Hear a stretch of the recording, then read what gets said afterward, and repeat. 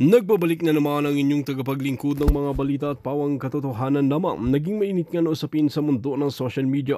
Talaga naman na natarantana itong si Kuting ng Norte na ito nang magsalita at isiwalat nga ni Prof. Mario ang kanilang mga katiwalian at mga kabulukan. Dito nga natin mapapatunayan na talagang hindi nga nila tatantanan itong si Kuting ng Norte hanggat hindi nga umaamin sa kanyang mga kasalanan. Ngayon nga ay talagang nagulat ang marami, lalong-lalo na sa isiniwalat nga ni Prof. Mario. Dito nga natin makikita na pati nga ang supporter ni Kuting ng Norte na ito ay talagang pinabayaan sa kalsada at sinabi na sila ay isang tukmol at hindi na muling maaasahan muli.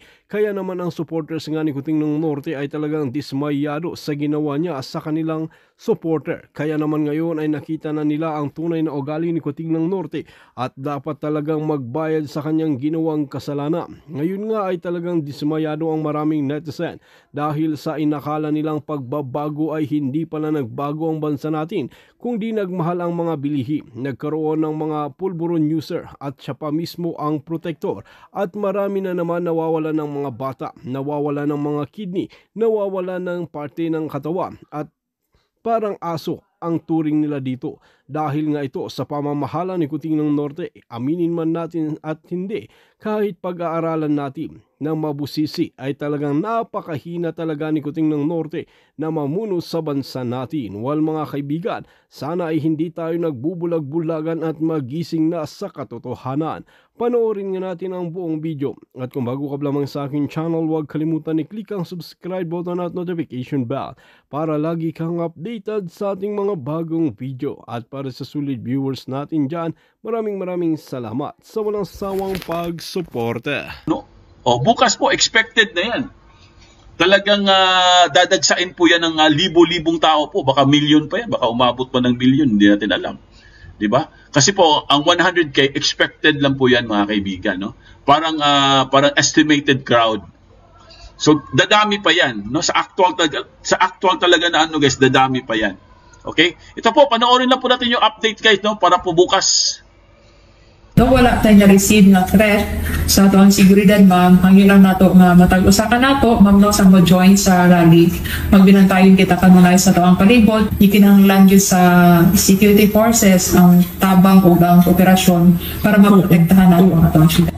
Inaasahang aabot sa higit 100,000 individual mula sa iba't ibang grupo at sektor ang makikibahagi sa pagtitipon ng mga taga-suporta ni dating Pangulong Rodrigo Roa Duterte bukas ng hapon sa Freedom Park sa Davao City. Batay rin ito sa pagtatayan na ginawa ng Davao City Police Office at Public Safety and Security Office. Inaasahan na mauukupan ng mga ito ang bahagi ng CM Recto Avenue at Rojas Avenue. Dahil dito, pansamantala munang isasara ang San Pedro Street hanggang Magsaysay Avenue ng CM Recto Avenue.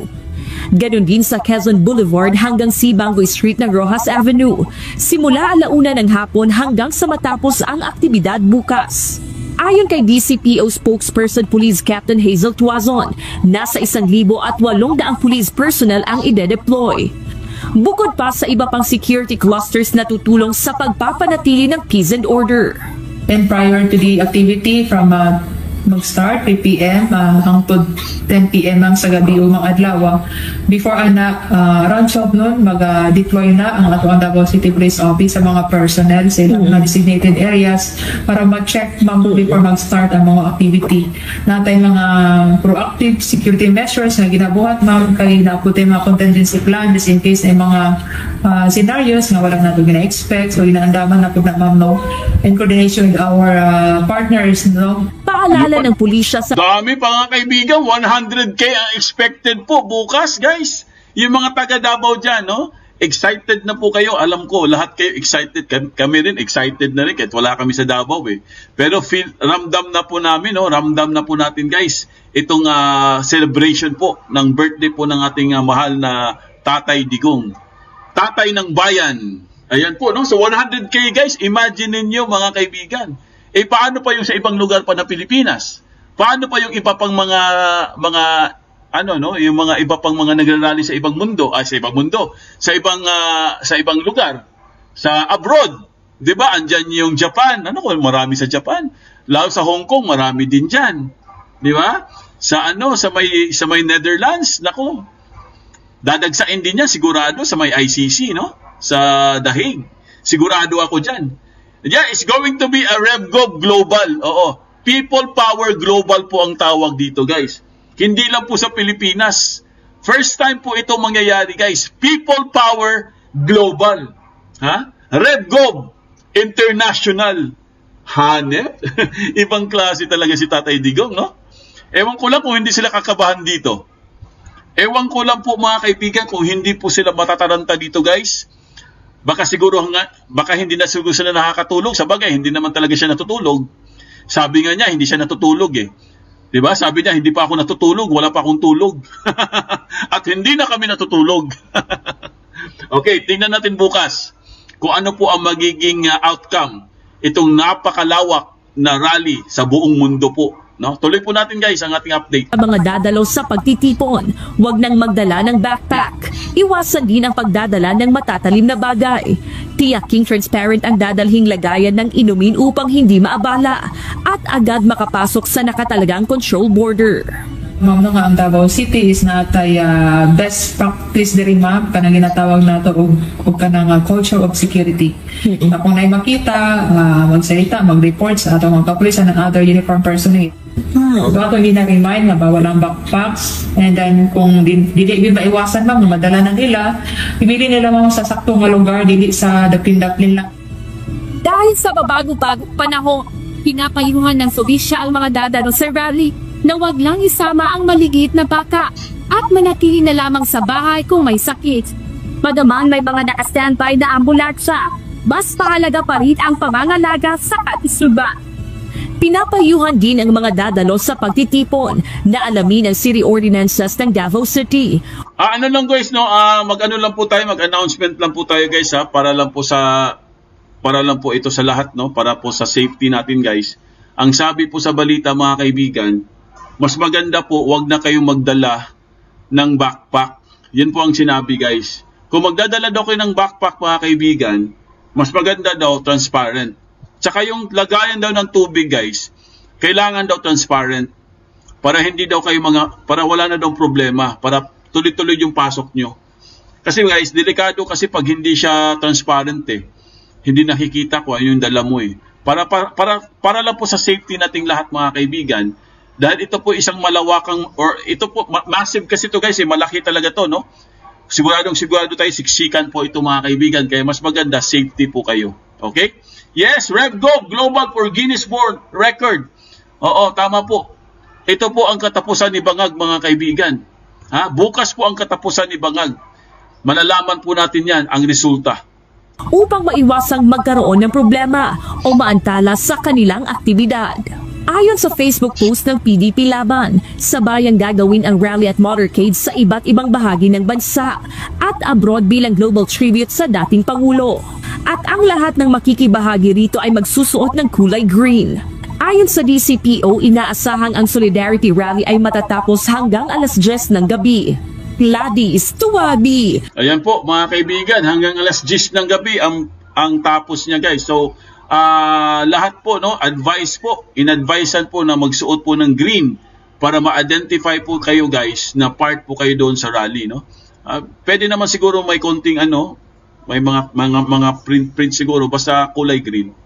Okay? So yan po mga kaibigan ang ating update po para bukas no. Handang-handa na po kayo guys. Excited na ba lahat sa mga mangyayari po bukas? Kasi lahat po tayo ay excited no. Di ba guys, kung meron naman kayong mga rally dyan sa lugar nyo, dyan lang po kayo, no? Para hindi na po kayo lumayo at hindi na po kayo maantala, guys. Mas maganda, makipag-coordinate na lang kayo sa mga sektor ninyo, no? Kung meron kayong mas malapit dyan, kung ano yung pinakamalapit, katulad dyan sa abroad. Sa Hong Kong, alam ko sa Hong Kong, meron talaga yan, sigurado yan. Hindi po mawawala ang Hong Kong. Japan, alam ko, meron din. No? Sa Japan, alam ko may nagsabi sa akin dito kanina, meron daw bukas sa Japan. Hindi ko lang alam kung anong lugar yon. Canada, meron din. London, meron. US.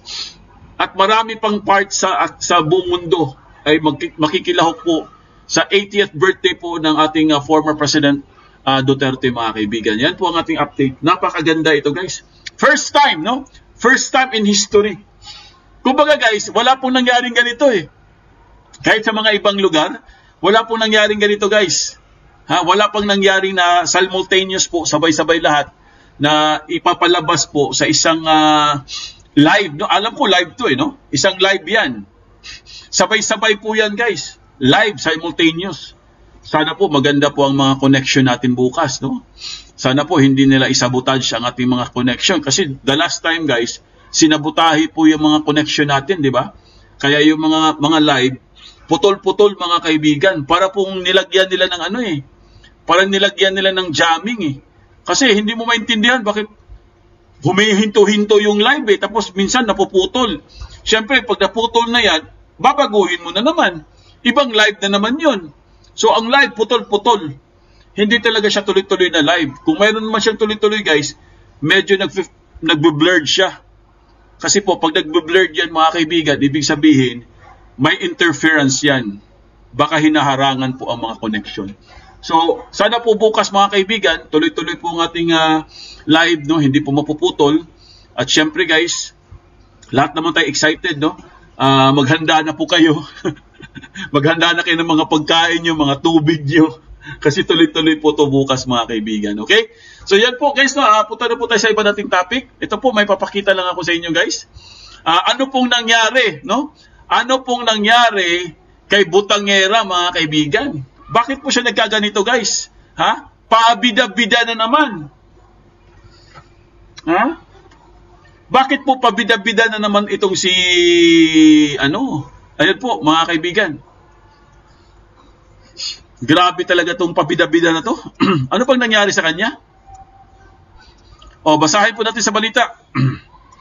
Ayon po sa The Manila Times, Malacanang on Thursday said, kanina lang po ito, guys, 34 minutes, the Philippine government would not cooperate with the International Criminal Court or ICC if it ordered the potential interim release for former President Rodrigo Duterte. Bakit ganun? Pabida-bida ka na naman. Akala ko ba makikipag-cooperate kasi walang jurisdiction ng ICC? Pero bakit sinabi nyo dito sa balita, PH won't cooperate with ICC on Duterte's interim release? Ayaw nyo ba talagang pauwi si Duterte sa Pilipinas? Bakit ayaw nyo makipag-cooperate? Akala ko ba malinaw na ang lahat na wala pong jurisdiction ang ICC sa Pilipinas? Akala ko ba malinaw na nagkamali talaga kayo? Sabi nga ni Amy Marcos, pinakita niya kanina ang kanyang prelim findings. Nakitang-kita po ang lahat ng mga lapses na pag-aresto kay former President Duterte. Ang dami pong mali. Sabi nga ng mga expert, illegal, no? Illegal yung pag-aresto sa kanya or pag-kidnap sa kanya.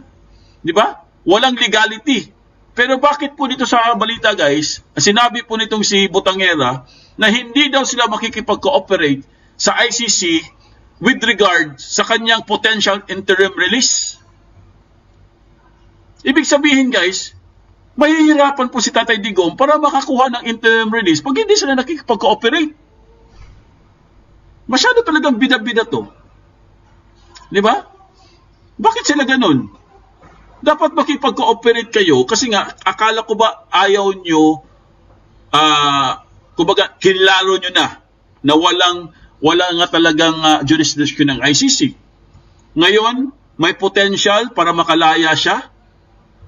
At sana po, makauwi na po siya sa Pilipinas. Kasi kailangan po natin talaga siya, no? Kailangan po siyang umuwi sa Pilipinas. Kung meron man siyang trial, sa Pilipinas na lang. Pero bakit yung harangan? Butangera talaga. Grabe. Parang po yung kay Atty. Harry Roque, hinarangan din nila, guys.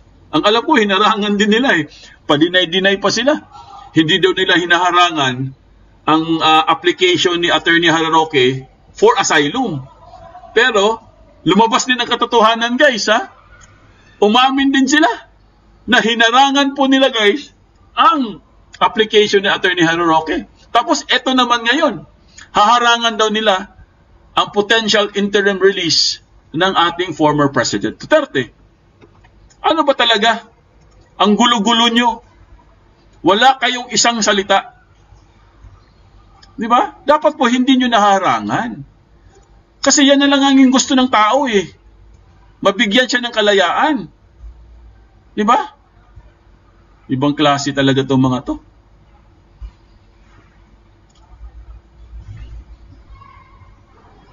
Di ba?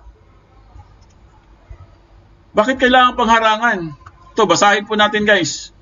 Ang nakalagay sa balita, Malacanang has maintained that Philippines will not return to the Rome Statute anytime soon, even with the arrest of former President Rodrigo Duterte.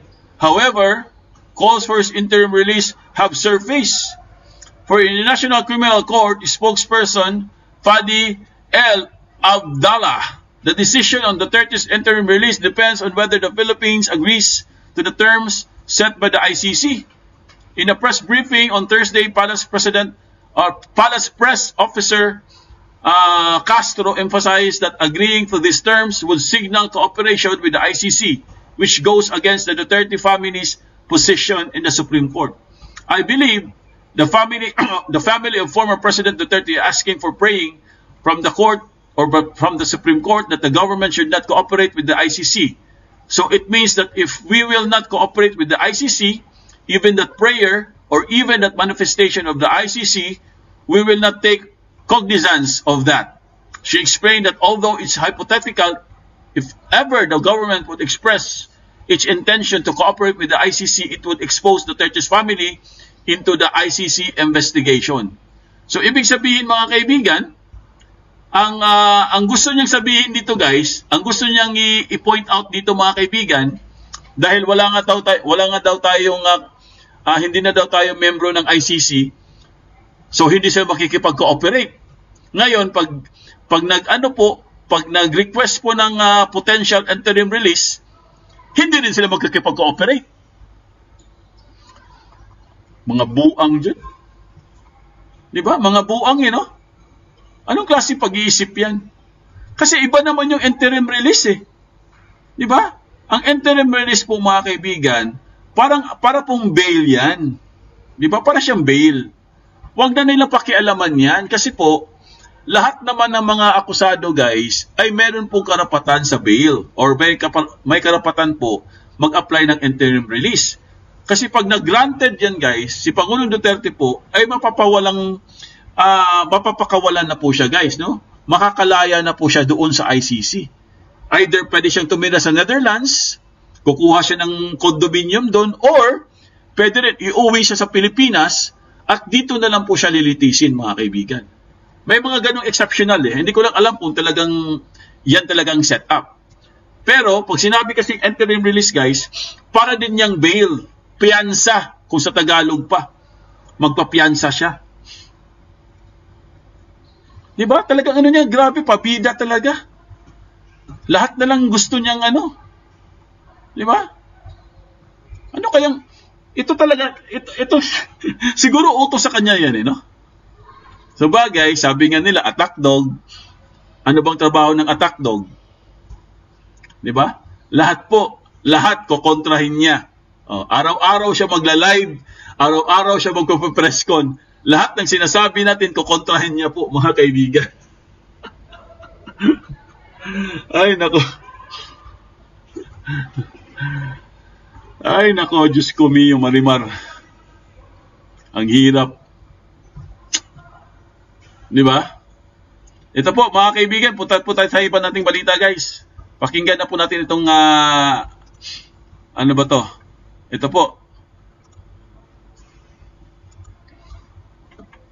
Hinamon ni dating Chief Presidential Legal Counsel, Attorney Salvador Panelo, si Senator Amy Marcos na maghain ng impeachment case laban sa kapatid nitong si Pangulong Ferdinand Marcos Jr. Ito ay para umano makumbinsi si Attorney Panelo sa ginagawa ng senadora. Ayon sa abogado, namamangka sa dalawang ilog si Senator Amy dahil nais lamang umano nito na makakuha ng boto mula sa mga taga-suporta ni dating Pangulong Rodrigo Duterte. Kaugnay ito ng isinasagawang pagdinig ng senadora sa pag-aresto sa dating Pangulo. Sinusubukan pang kunin ng UNTV News and Rescue ang reaksyon ni Senator Amy kaugnay dito. Samantala, naniniwala rin si Attorney Panelo na kung babawian ng buhay sa The Hague sa Netherlands si former President Duterte, posibleng maging daan ito upang mailuklok sa presidency si Vice President Sara Duterte.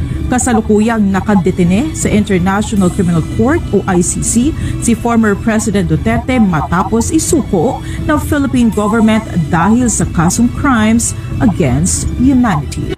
Ayan po mga kaibigan, no? So hinamon po guys itong si Manang Aimee. Hinamon po siya ni Attorney Panelo na filean niya ng impeachment itong kapatid niya. Di ba? Ay may nagtanong dito kung paano daw yung walang computer, paano na makapag-signature. Alam ko guys, maglalabas po sila ng ano, kung hindi ako nagkakamali, sa Liwasang Bonifacio yata. Ewan ko lang kung tama po ako guys, maglalagay yata sila dun ng papel. Yung parang ano, parang logbook. Maglalagay yata sila dun sa Bonifacio, sa Liwasang Bonifacio, para po pumirma ang mga tao doon. Yung mga walang computer po, pwede po dumiretso doon mga kaibigan. Pag nakadaan kayo doon. At ewan ko lang kung saan pa sila maglalagay ng parang logbook para magsasign po ang mga tao. Ewan ko lang kung ano pong gagawin nila. Basta ang pinaka-sure ko lang dyan guys, yung pinakita, yung tinuro ko sa inyo, kung paano po bisitahin yung link. No? Pumunta kayo doon sa page ni former Senator Gringo Honasan para makita nyo yung page. Okay? Sabi ni Katmit, totoo ba sila magkapatid? Yun nga yung tanong dun eh. Baka hindi sila magkapatid, guys. May nabalitaan, parang may na ano ako diyan, parang may narinig akong kwento diyan. Na parang hindi sila magkapatid. Totoo ba 'yun? Sino ba ang hindi totoo diyan? Sino ba ang impostor diyan? Si Aimee or si Bangag? Kasi may nabalitaan ako niyan eh. Nakalimutan ko lang kung saan ko may nabasa ako niyan eh, o kaya may napanood ako. Parang conspiracy theory po. Pag OFW po Arlene Sibayan, diretso po kay sa link. Oo. Yung sa Liwasang Bonifacio naman, amazing, hindi ko rin sigurado. Marami kasing balita guys na parang hindi matutuloy yung liwasan eh. Oo. Kasi parang may nauna na yata doon yung mga mga bangag. Yung mga bangag yata guys nasa liwasan bukas eh. Baka magkamali kayo ha, baka bukas po ha, baka bubunta kayo ng liwasan eh, mga bangag daw yun. Ewan ko lang po mga kaibigan, mag-ingat lang po tayo sa mga rally. Baka mapuntahan yung rally bangag. Kasi ang mga bangag guys, may rally din sila bukas. Sus Maria. Nakikiselebrate sila kay Tatay Digong.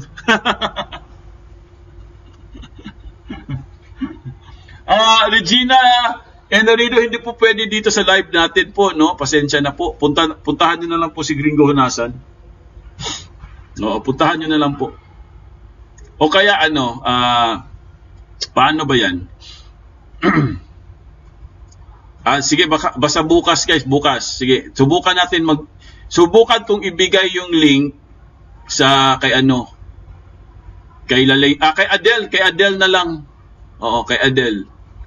Para doon yung hingiin sa kanya. Okay, subukan natin bukas.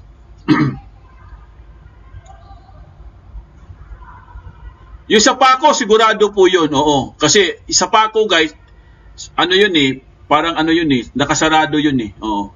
Sa Liwasan kasi, kasi open kasi doon. Kaya ang dinig ko sa Liwasan po, mukhang andun yung mga bangag. pati mga bangag guys, nakikipag-celebrate sila sa Tatay Digong eh. Tama yan, sige mga bangag, mag-rally kayo bukas para dagdag kayo. Dagdag kayo sa crowd. Rally din sila bukas, no? Mga inggitero talaga to mga to. Pero ang alam ko guys, ang magra-rally bukas, kung hindi ako nagkakamali, sila yata yan eh, sila yung mga sila Shelo yata, mga yata yung mga CPP. O parang ganon. Mga CPP yata yan. So, yun po mga kaibigan, no? Ito po, pakinggan lang po natin guys. Pakinggan po natin si Congressman Marcoleta. Wait lang ha. Pakinggan mo natin si Attorney Panelo. Kung talagang mali ang ginawa ng gobyerno ito at ang puno ng gobyerno ay ang iyong kapatid, maghain ka ng impeachment laban sa kapatid mo sapagkat kami culpable violation of the Constitution. O yun, nakamo mo sa kanila. Hindi lang sa ng reaction, regarding po doon sa Senate hearing nila Senator Amy Marcos, ano po masasabi niyo doon, sir? Na ngayon kumalas na sa alyansa. Sabi ko na yung Senate hearing na yun, sabi ko, kasi hindi sabi niya, gusto niya malaman kung ano nangyari, anong nangyari. Video na nga lahat, kita na ng buong mundo kung ano nangyari. Sabi niya, gusto malaman kung sumunod ang pulis. Alam na nga namin lahat, hindi sumunod ang pulis sa batas Gusto kong malaman, kung may jurisdiction wala, kung meron bang ano yung intercom. Lahat ng yun, alam na natin So, kaya sabi ko, hindi ba tinanong ako ng mga reporters sa isang forum. Kasi before nag-alisa sa Senate, sabi niya, hindi na siya attend ng rally ng alyansa. O hindi ba sabi ko, malapit kayo pala. Sa mundo, bulay-bulay lang mo. Kaya alam mo, ang problema sa babae namangkasya sa dalawang ilog. Oo. Gusto niya kumuha ng boto sa Duterte, gusto niya rin kumuha ng boto sa Marcos. Binabanatan niya kapatid niya, pero nagkakandara pa siya na initaas ang kamay niya ng kapatid niya. Pagkatapos, nung nakita niya na nakakita naman siya ng oportunidad na pwede mahalin siya ng mga Duterte, eto na naman siya. Tapos, eto na. Di ba, yung kanyang kapatid, hindi siya binabanggit. Ano ba, 3 beses na nata sa rally. Kaya no choice na yun siya. Kaya sabi na, she voted me. You did not vote, you were fired. Tinanggap ka talaga ng alyansa. Kaya, tingnan nyo, ang survey na, ang trajectory niya pabagsak. Kasi nga, ang tao, wala nang tiwala sa kanya. Nasira na ang credibility niya. Wala nang pagkitiwala. Kaya kahit anong gawin niya pa ngayon. Well, sabi nga ng mga Kastila, merece, you deserve it. Merece. Pero saan kaya patutungo doon yung ginawa nilang hearing na yan? May makakasuhan ba? Ano? Saan kaya patutungo yung ginawang hearing nila?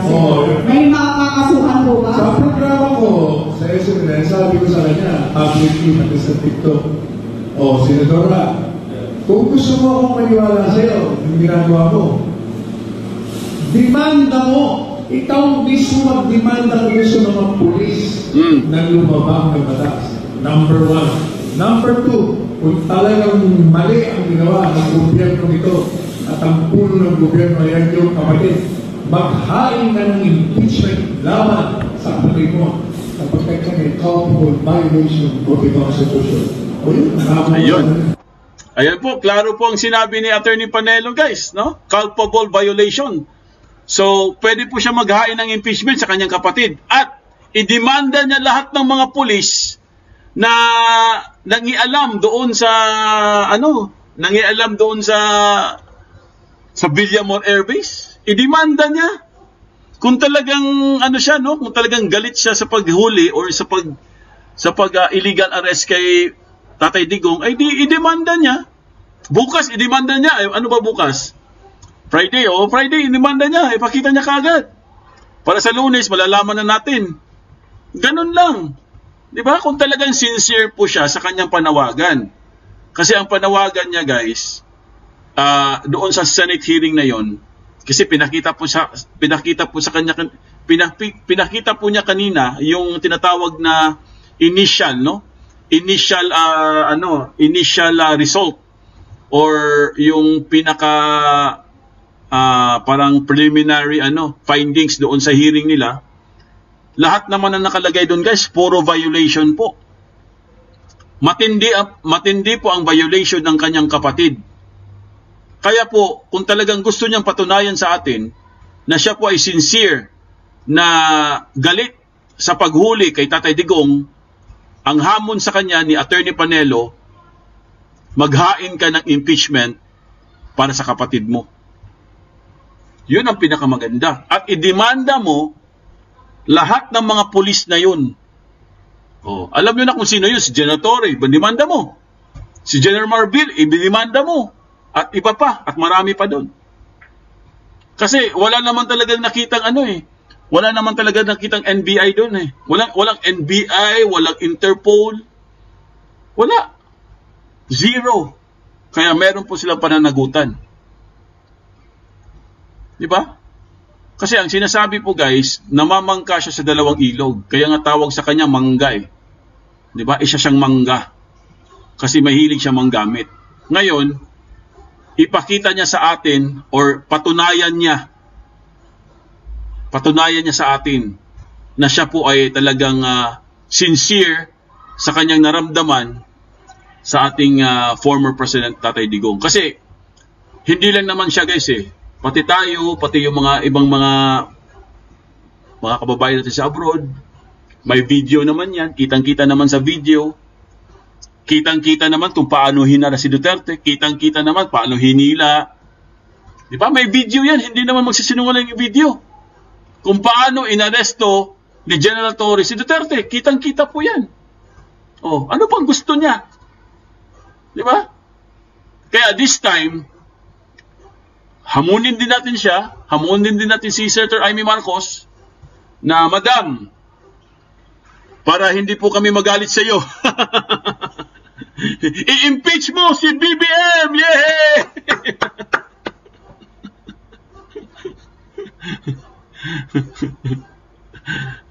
Sana nga, sana. Hindi, malay natin. Eh, galit nga siya, di ba? Eh, ewan ko lang ha. Merisi mangga. Buti nga. Oh, ito po, umami na po guys, ha? Ito po, may umami na guys.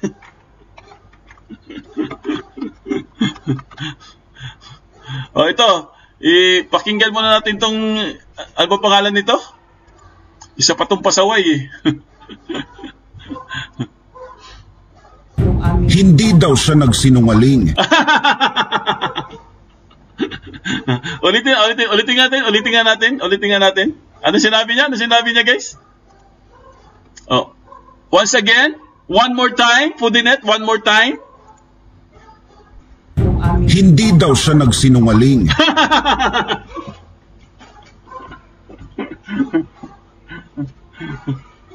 Ang bot ni mo. Ano ang pangalan nitong ano na to? Ano ang pangalan niya guys? Ano ba to? General ba to? Ano ba siya? General? Brigadier General, no? Bigla nga tumaas ang ranggo nito. Nagulat nga ang lahat eh. Biglang tumaas yung ranggo. Ano ba to? 1 star na yata to eh, no? Swerte naman ni Madam, mataas ang ranggo. Oh. Pudinet, ulitin mo naman, one more time. Ito na nga eh. Hindi daw siya nagsinungaling. Sinisinok tuloy ako. Kumbawa, Itsuma demo. Ayan, si Gina Batong. Brigadier General na siya. Kaya nga eh, biglang nga tumaas yung ranggo niya eh. Oh, hindi daw siya nagsinungaling guys. Ito ang iginiit ni PNP spokesperson Police Brigadier General Jean Fajardo sa panayam ng media sa Campo Crame. Tugon ito sa mga naging pahayag ni Senator Bongo nang dumalo ito sa pagdinig ng Senado kaugnay sa iligal na pag-aresto at pagpapadala kay dating Pangulong Rodrigo Duterte sa The Hague, Netherlands. Ayon sa Senador, maraming beses nang nagsinungaling si Fajardo at tila maraming beses ka na pala nagsinungaling. Sabi mo, hindi ka nagsinungaling. mga bata ba to ni Marbil? Ano ba yung sinabi ni Marbil? Yung mga gumagamit ay pampagising. Hindi daw mga adiktos, pampagising lang daw sa buang giatay. Hindi na sa konstitusyon ang katapatan nito. Sabi naman ni Fajardo, wala siyang binibitawang pahayag na hindi kumpirmado o hindi totoo. Nagpaliwanag din siya sa isyu na tinakbuhan niya umano si Senador Go sa labas ng Villamor Air Base noong naganap ang pag-aresto sa dating Pangulo.